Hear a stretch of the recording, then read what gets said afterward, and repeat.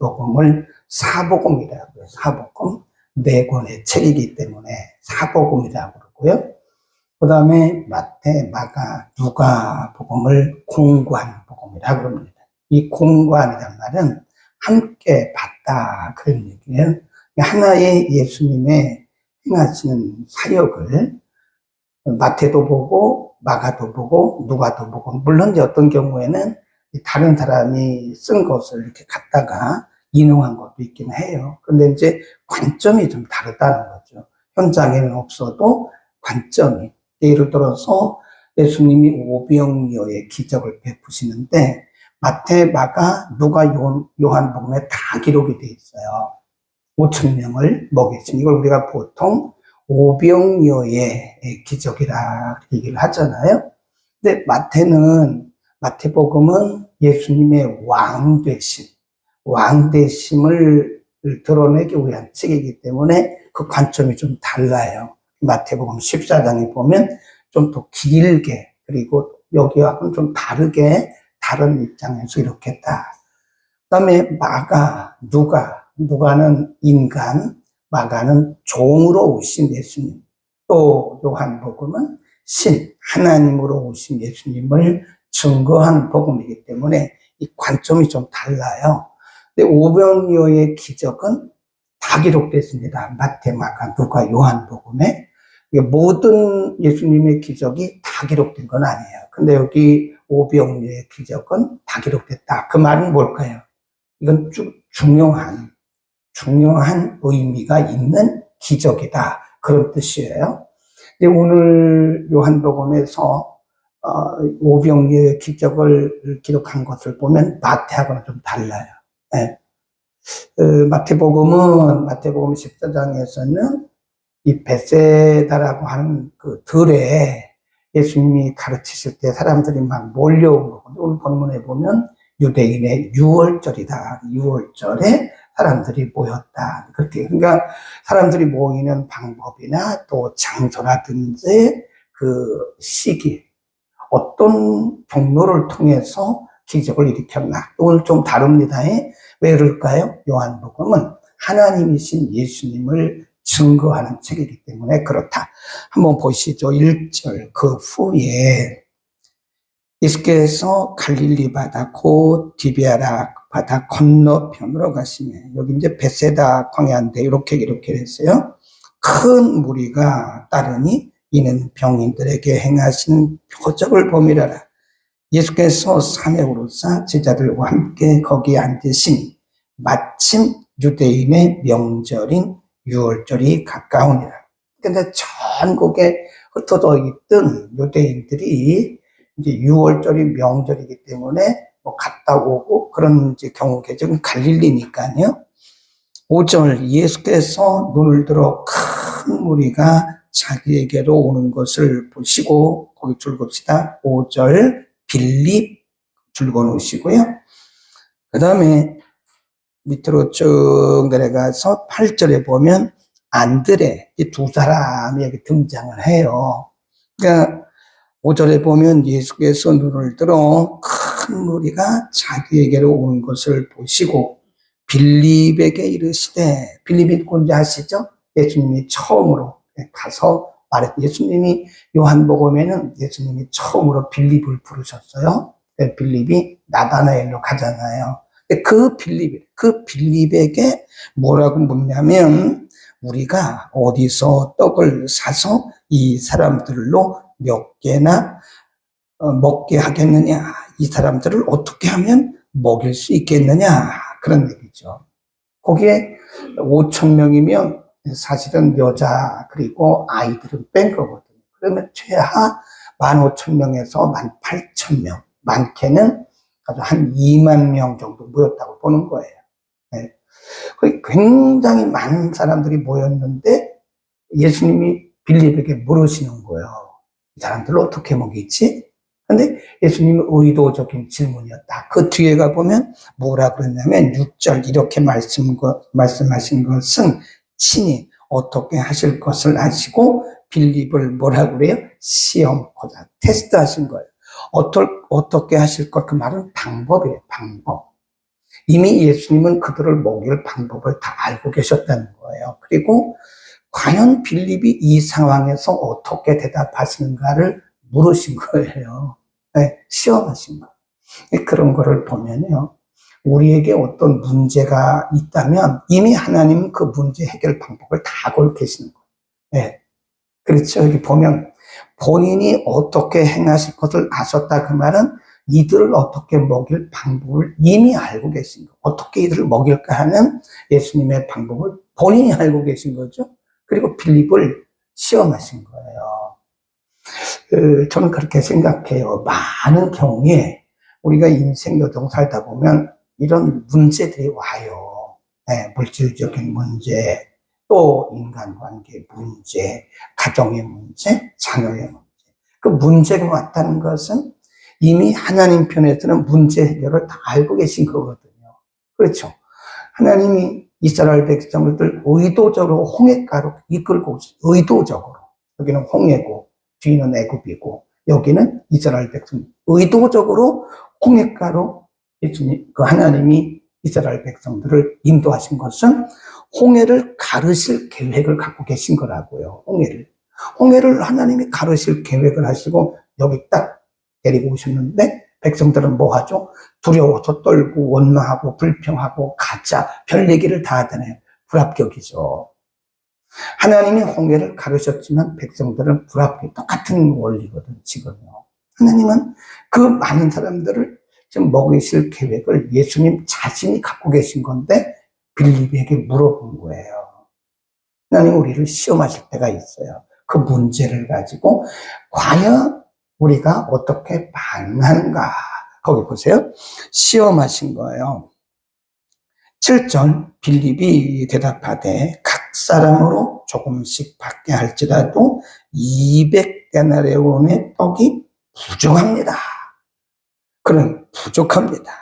제자 중 하나 고 시몬 베드로의 형제 안드레가 예수께 여짜오되 여기 한 아이가 있어 보리떡 5개와 물고기 2마리를 가졌나이다. 그러나 그것이 이 많은 사람에게 얼마나 되겠습니까? 여기 보면 안드레도 불합격, 빌립도 불합격. 이 다 불합격인 거예요. 우리가 과연 하나님이 우리의 믿음을 시험하기 위해서 어떤 문제를 던지셨을 때 과연 우리는 그 문제의 의도를 알고 믿음으로 그 문제를 극복하느냐. 어떤 분들은요, 잘 극복합니다. 합격이에요, 그분들은. 근데 많은 경우에 우리가 어떤 문제를 만나면, 여기 보세요, 빌립. 인간적으로 계산하잖아요. 200데나리온이나 빌립. 이게 어떻게 믿어요? 200데나리온은요, 장정이 200일을 일해서 벌 수 있는 돈입니다. 네. 하고픈 값이 한 데나리온이거든요. 그러니까 빌립은 머리가 좋으니까 탁 계산이 나오는 거예요. 이게 불합격인 겁니다. 하나님의 세계는 플러스 알파예요. 무궁무진합니다. 하나님이 무슨 우리가 아니죠. 사람이 아니잖아요. 근데 우리들은 계획을 해요. 계획. 딱 계산을 탁탁탁 해가지고 부족합니다. 이게 문제라는 거죠. 하나님은 결론을 다 갖고 계세요. 결론을. 근데 우리는 그 문제를 만나면 그 문제만 본 거예요. 문제 건너편에서 이 문제를 해결하실 하나님의 손. 네. 그러니까 여기에 문제가 있잖아요. 그럼 하나님이 이쪽에서 해결하시려고 능력의 손이 기다리고 계시는 거예요. 근데 우리는 이쪽에서 뭐만 보는 거예요? 문제만 보는 문제. 자꾸 문제만 보고 어렵다, 힘들다, 못한다, 부족하다. 다 불합격이에요. 그러니까 어떤 때 보면요.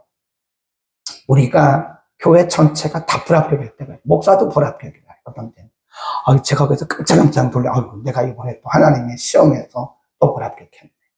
성도들의 말을 듣는 거예요. 성도들은 당연히 그렇게 말을 하죠.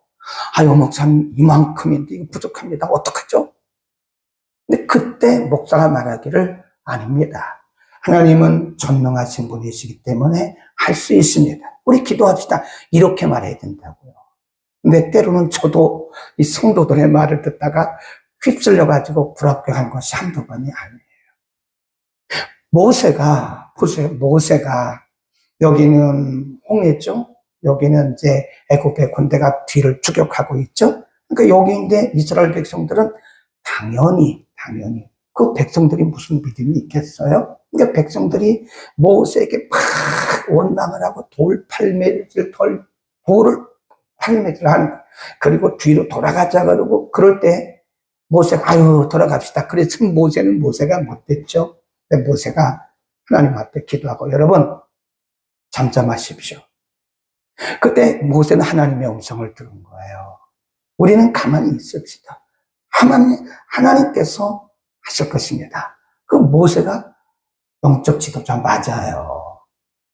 근데 우리는 간혹 가정적으로 불합격하고 교회적으로 전체가 다 불합격할 때가 있다니까요. 목사로부터 해가지고 그때 우리가 믿음을 발휘해야 돼. 믿음을 발휘하고 인간적인 계산을 하지 말자고 제가 수없이 얘기하잖아요. 그거를 계산하는 순간 우리는 이미 불합격. 빌립보서에 뭐라 그래요? 200가 내려오지 그 부족합니다. 어떻게 하죠? 그런 거. 그 다음에 이 안드레도 하는 얘기가 그렇게 말하는 거예요. 8절 예수 제자 중 하나 그 시몬 베드로의 형제 안드레가 예수께 여짜오되 여기 한 나이가 있어 보리떡 5개와 물고기 2마리를 가졌나이다. 뭐라 그러죠? 그러나 요게 문제 그러나 기억나시잖아요. 우리가 민수기 공부했잖아요. 민수기 13장 12, 13, 14장에 오면 하나님이 모세에게 이렇게 명령하셨어요. 각 지파에서 한 명씩을 뽑아라. 그래가지고 저 너희가 들어갈 가나안 땅을 미리 정탐하게 하라. 그래서 모세가 각 지파에서 한 명씩 12명을 뽑았다. 그리고 그들에게 모세가 뭐라고 미션을 줬냐면 지금부터 올라가서 40일 동안 그 땅을 탐지하시오. 그 땅을 다 탐지하고 와서 나에게 보고를 하시오. 12명이 갔어요. 가서 똑같은 가나안 땅을 보고 와서 10명 그리고 여호수아 갈렙 2명의 보고가 달라요. 똑같은 곳을 봤는데 똑같은 가나안 땅을 보고 왔는데도 여호수아 갈렙과 나머지 10명이 보는 관점이 다르다니까요. 이 10명이 뭐라고 그러냐면 당신이 우리에게 가라고 해서 가나안 땅을 갔습니다. 아이고 거기 가니까요 대단합니다. 거기 큰 과실도 있고요. 대단합니다. 근데 그 뒤에 뭐라 그래요? 그러나 우리는 거기 못 들어가요. 네. 그러나 우리는 거기 못 들어갑니다. 그러나가 이게 부정적인 관점이라는 거예요. 거기다 써놓으세요. 그러나 이 안드레가 말하기를 9절 중간에 보면 그러나 그것이 이 많은 사람에게 얼마나 되겠습니까? 이 부정적인 관점이에요. 그러니까 똑같은 땅을 40일 동안 보고 와서 여호수아와 갈렙은 뭐라 그러죠? 그렇지만 이렇게 말하잖아요. 그렇지만 이 사람들은 그러나 우리는 못 들어가요. 여기는 그럼에도 불구하고 하나님이 우리와 함께 하시면 그들은 우리의 밥입니다. 그러잖아요. 근데 이쪽에 그러나라고 하는 부정적인 관점을 가진 10명의 정탐꾼들은 뭐라 그러죠? 그러나 우리는 그들에 비하면 메뚜기입니다. 그걸 메뚜기 컴플렉스라고 그래요. 많은 성도들이 메뚜기 컴플렉스에 빠져 있어요. 우리가 이 일을 하긴 해야 되는데 그러나 우리는 못해요. 돈이 없어요. 돈의 주인은 누구죠? 하나님이죠. 하나님이 원하시면 누구를 통해서 어제 우리가 공부했잖아요. 모르드게가 에스더에게 말하기를 내가 그 수단공에서 너 혼자 왕비로서 안전하다고 생각하고 우리 동족들을 생각하지 않으면 안 돼. 만일 내가 잠잠하면 그러잖아요. 에스더 만일 내가 말하지 않으면 하나님은 다른 방법을 통해서 우리를 구원하실 거야. 그러나 너와 너의 가정은 멸망할 거야. 그러잖아요. 하나님은 내가 아니라도 우리가 아니라도 하나님의 방법은 무궁무진합니다. 아멘. 그러니까 우리가 그러나라고 하는 그런 부정적인 관점을 가지면 안 돼요. 굉장히 머리가 아파요. 그런 분들과 대화하려면요, 머리가 아주 아파요. 이분들은 하나님을 안 믿네. 목사님 그런 얘기 좀 하지 마세요. 현실이 그렇다는데, 현실로 그런 분들에게 이렇게 얘기를 해줘야지. 보면 진짜 12명 중에 10명이 안 믿었던 것, 2명만 믿는 것처럼요, 현실이 그렇습니다. 네, 7, 80%가 부정적인 관점. 우리 이제는 바꿔보자고요. 하실 수 있어요. 그럼에도 불구하고, 우리가 못하면, 하나님이 다른 사람으로도 쓰시겠죠. 아멘. 아멘. 우리는 이제부터는 빌립 같은 그런 관점, 이게 어떻게 되겠어요? 또 안드레 같은 그런 관점, 우리는 못해요. 이건 절대 부정적인 관점이고요. 이건 불신앙이에요. 예수님 앞에서 그런 얘기하면 되겠습니까? 근데 우리는 하나님의 거룩한 임재 앞에서 기도는 잘하죠. 하나님은 전능하시다. 근데 막상 어떤 문제를 만나게 되면 불합격. 하나님은 우리를 뭐 하고 계시는 거예요? 테스트하시는 거예요. 과연 이 허들, 옛날에 우리가 학교 다닐 때 허들 경기 아세요? 허들 경기, 장애물 경기. 그러니까 의도적으로 100m, 이 긴 100m 안에 여기는 그 낮은 거 놓고요. 이게 그걸 뭐라 그러지? 이렇게 탁 건너뛰는 거. 그런 건너뛰기도 있고, 어떤 때는 막 올라갔다 내려오는 것도 있고, 별거 다 있어요. 그러니까 선생님이 의도적으로 이만큼 100m 중에 10m 중에 건너뛰기 하는 거 있고, 또 한 10m 가면 좀 높은 철분 같은 거 갖다 놓고, 또 한 10m 가면 또 하나 갖다 놓고, 이게 있다니까요. 가만히 보면 인생은 허들 경기.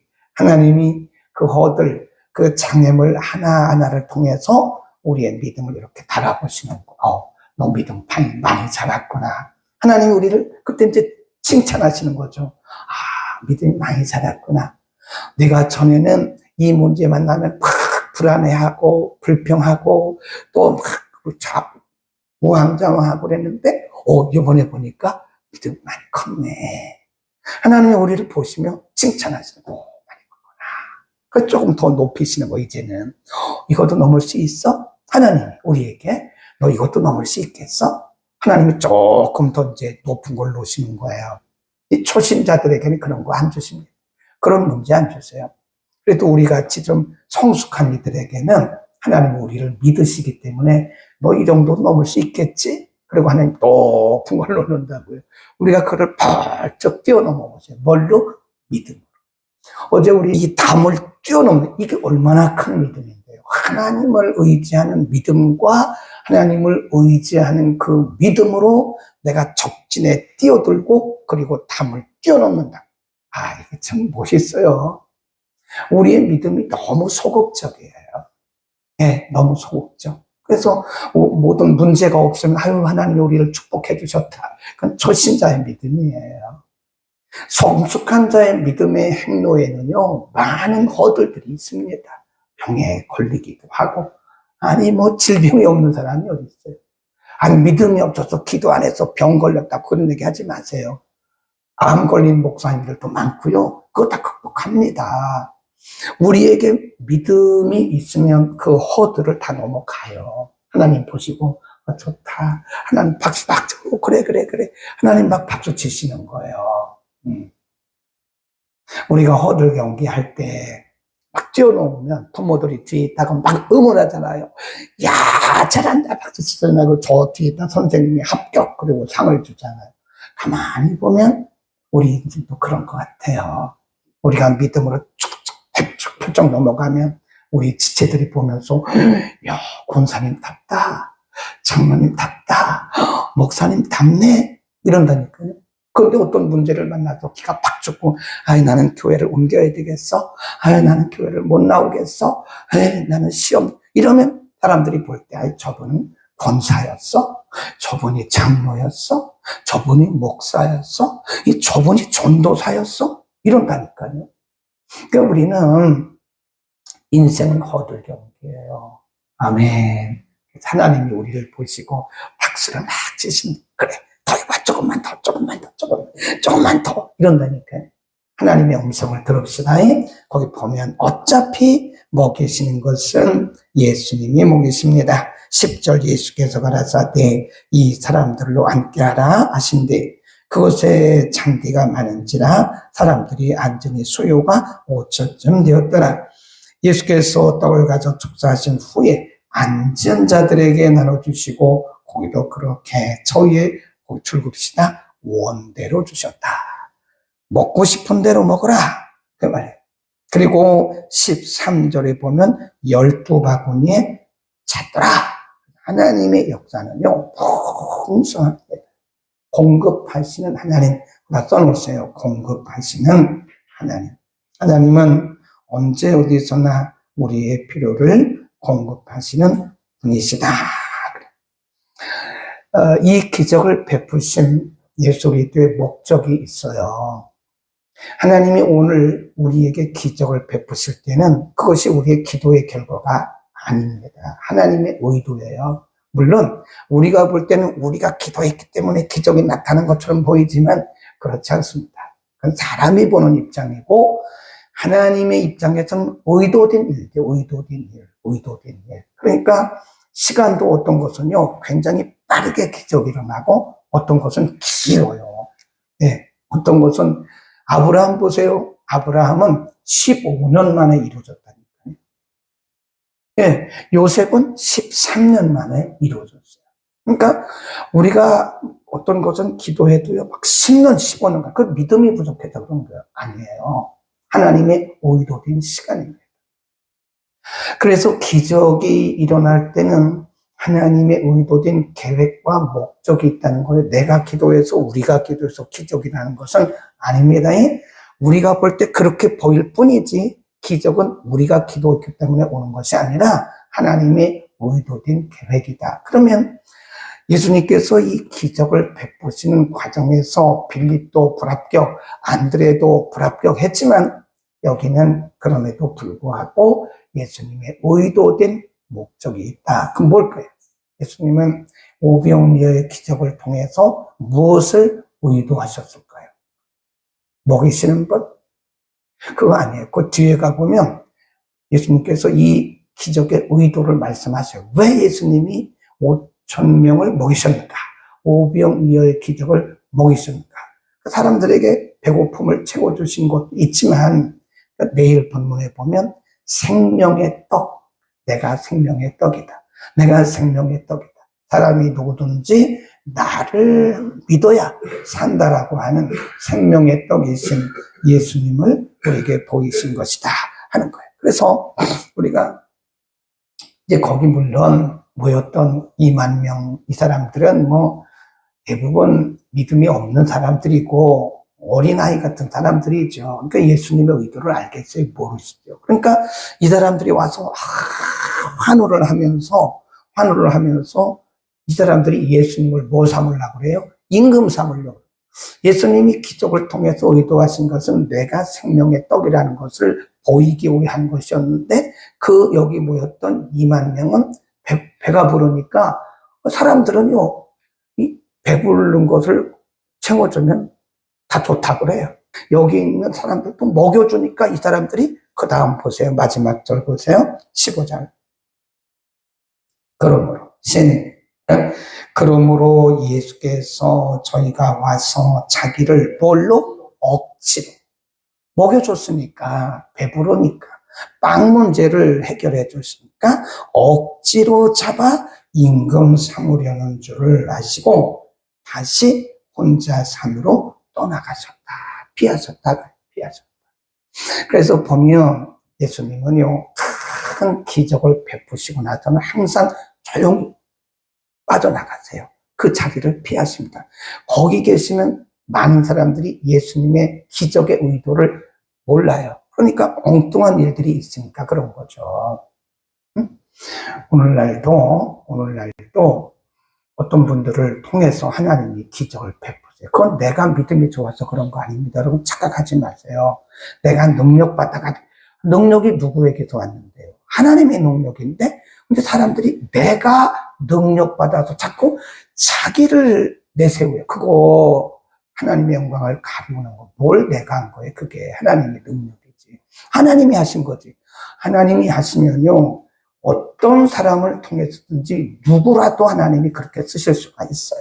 근데 내가 경건해서 그런 것처럼 내가 다른 사람보다 믿음이 좋고 능력이 있어서 하나님이 나를 통해서 한 건데 내가 한 것처럼 그런다고. 그게 사람들의 생각이 그런 거예요. 사람들의 구조가 그렇습니다.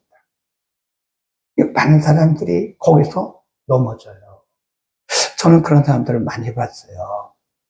하나님이 저를 쓰실 수도 있고 여러분을 쓰실 수도 있어요. 여러분을 쓰셔서 안심뱅이를 일으킬 수 있어요. 그럼 하나님의 능력이지 여러분의 능력은 아니거든요. 그런데 사람들은 자꾸 하나님의 영광을 가로채요. 내가 그런 것처럼 양복해달라고. 아니, 당신의 능력으로 했어요. 왜 당신이 양복을 입어요? 그거 참 희한해요. 아이, 특별한 거 말하고. 아니, 당신의 능력으로 했어요? 하나님의 능력으로 했고, 하나님이 당신 쓰신 건데, 뭘 당신이 능력, 반말을 칙칙해요. 저 사람은 틀렸다. 이게 제가 보면서, 저 사람은 오래 못 간다. 틀림없이 오래 못 가요. 네, 그렇죠?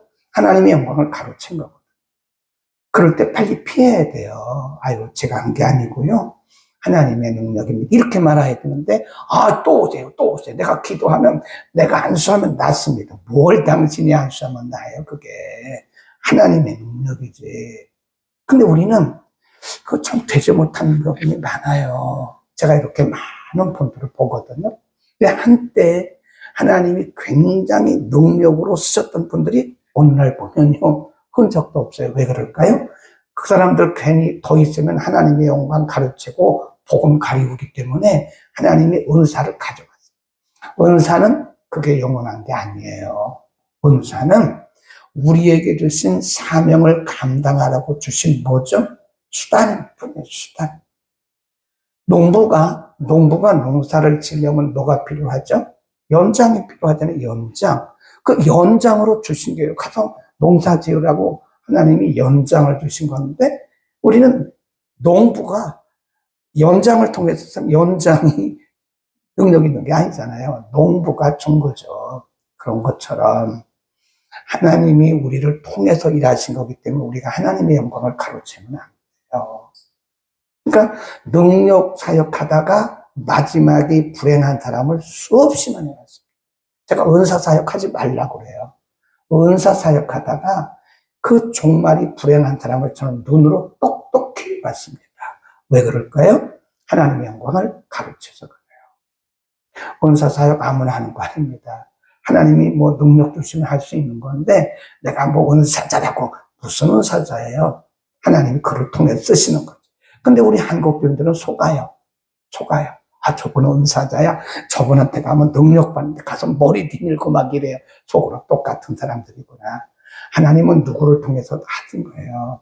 단 하나님의 영광을 가르치면 안 돼요. 세례 요한 공부했잖아요. 그렇죠? 세례 요한 공부한 거 기억나세요? 요한복음 1장 공부했잖아요.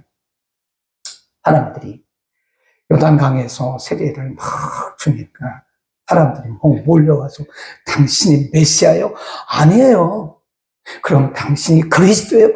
절대 아닙니다. 당신이 예언자입니까? 아니라니까요. 얼마나 멋있어요. 그렇게 말해요. 네. 근데 우리는 그렇지 못할 때가 있다는 거예요. 그래서 세례 요한이 크게 쓰임받은 이유가 그래서 그럼 뭐라 그러죠? 그는 흥해야 되고 나는 망해야 됩니다. 나는 그분의 신발 끈도 못 풀어요. 얼마나 멋있어요. 근데 가만히 있어요. 당신이 은사자예요? 아니에요. 하나님이 이렇게 말해야 되는데, 당신이 은사자예요? 헌금 가져오세요. 막 이런다니까. 그랬네. 그런 걸 보면, 이런 말씀, 이 15절 말씀에다가요, 동그라미를 쳐놓고, 우리는 세례 요한을 꼭 기억하셔야 돼요. 그리스도십니까? 아닙니다. 당신이 메시아입니까? 아닙니다. 그럼 당신이 예언자입니까? 그것도 아닙니다. 나는 성경의 예언대로 그냥 그분보다 앞서온 하나의 그냥 소리일 뿐이에요. 광야에 외치는 소리일 뿐입니다. 아멘. 우리 겸손합시다에 하나님이 누구를 통해서 일하실 수 있고요. 그 다음에 우리 앞에 어떤 문제가 온 것은 하나님이 어쩌면 우리를 테스트 하시는 거예요. 절대로 불합격하지 마시라고요. 개인적으로, 가정적으로, 교회적으로 기도하겠습니다. 걸어가신 우리 아버지, 우리의 믿음을 바라보시는 아버지, 어차피 인생은 하나님의 능력 안에 있고 하나님의 은혜 아래 있는 것인데 우리는 어떤 문제를 만나면 우왕좌왕하고 빌립이 200데나리온이라고 계산했던 것처럼 우리는 또 인간적인 계산이 먼저 앞설 때가 있습니다. 안드레가 거기 있는 것을 가지고 이것을 가지고 무엇을 하겠냐고 말했던 것처럼 우리는 또 그렇게 하나님이 하실 준비를 하고 계심에도 불구하고 하나님을 바라보지 않고 우리의 조건만 따질 때가 너무도 많아서 이미 우리는 하나님의 믿음의 시험에서 불합격했던 적들이 너무 많습니다. 하나님, 그러나 이제부터는 우리가 하나님의 시험에서 철저하게 합격할 수 있도록 우리의 믿음의 눈을 밝혀 주옵소서. 예수님은 그 큰 기적을 베푸시고 그 장소를 피하셨던 것은 예수님에 대한 오해가 많았기 때문인 것을 우리가 압니다. 오늘도 하나님께서 우리를 사용하셔서 능력을 행하시고 우리를 사용하셔서 문제를 행하실 때 해결자는 하나님이신 것을 우리가 알게 하소서. 하나님의 영광을 가로채지 않게 하옵소서. 우리는 다만 도구임에 지나치지 않음을 겸손히 알게 하시고 세례 요한처럼 그렇게 하나님의 영광만, 그리스도 영광만 드러내게 하옵소서.